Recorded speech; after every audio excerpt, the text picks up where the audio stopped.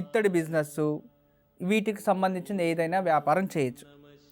తర్వాత భూమి, land development, real estates, construction వ్యాపారం, ఈ 3 బాగా వచ్చేస్తుంది. అంటే ఇండ్లు కట్టి అమ్మడం, ల్యాండ్ డెవలప్మెంట్ చేయడం, సైట్లు కొనుక్కొని అమ్మడం, ఏదైతే సరే కన్స్ట్రక్షన్ ఫీల్డ్ బాగా వచ్చేస్తుంది. తర్వాత వాహనాల ఉపకరణాల వ్యాపారం, స్పేర్ పార్ట్స్ ఇలాంటివి చక్కగా వచ్చేస్తుంది, చేయొచ్చు. తర్వాత ఈ టొబాకో ఐటమ్స్ ఏదైనా సరే డిస్ట్రిబ్యూషన్స్ సేల్ చేయడం అలాంటిది. ఈ నశ్యం అంటాం కదా, పౌడర్ ఇలా ముక్కల్లోకి లాక్కుంటూ ఉంటారు కదా, అలాంటివి టొబాకో దాని రిలేటెడ్ మీరు చేయొచ్చు అనమాట. పశుసంగోపనం అంటే గోమాతల్ని పెంచడం, పాలు తీసుకోవడం, డైరీ చేయడం, గోవుల్ని ఒక జెర్సీల గోవుల్లో లేదా ఏదైనా గోవులు పెట్టుకొని డైరీ చేసి పాలు ప్రొడక్షన్ అంటే పాలని ఎక్కువగా ఇవ్వడం, డైరీ చేసుకోవడం, ఇలాంటిది బాగుంటుంది. తర్వాత చలనచిత్ర అంటే ఫిలిం ఇండస్ట్రీ, తర్వాత ఛాయాచిత్రం అంటే ఫోటోగ్రఫర్ అవ్వచ్చు.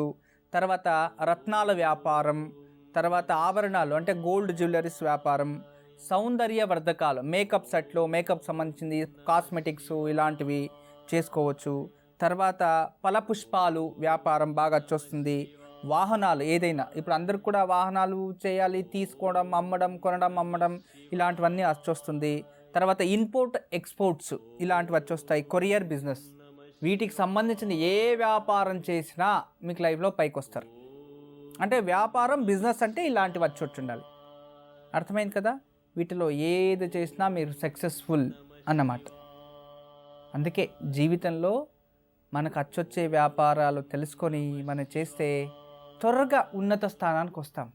కొందరు ఏం చేస్తారు చెప్పండి, ఏదో ఉద్యోగాలు కొన్ని రోజులు చేసేస్తారు, సాఫ్ట్వేర్ ఐటీ ఫీల్డు 1-2 కోట్లు రెడీ చేసుకుంటారు, సరే అని బయటకు వస్తారు.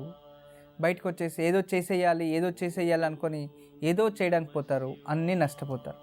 నిజంగా ఈ ఒక జనాలు ఆలోచిస్తే ఎంత గొప్పగా అంటే అంత గొప్పగా అవ్వచ్చు. ఇవన్నిటికి చాలా ఇన్సిడెంట్స్ ఉంటాయి. ప్రతి ఒక్క దానికి మనకు అచ్చొచ్చేదాన్ని తెలుసుకొని చేస్తే మనం జీవితంలో గెలవచ్చు, అది పరిస్థితి. ఇంకా చాలా విచారాలు ఉన్నాయి, ఇప్పుడు వచ్చి తెలియచేస్తా, వెయిట్ చేయండి.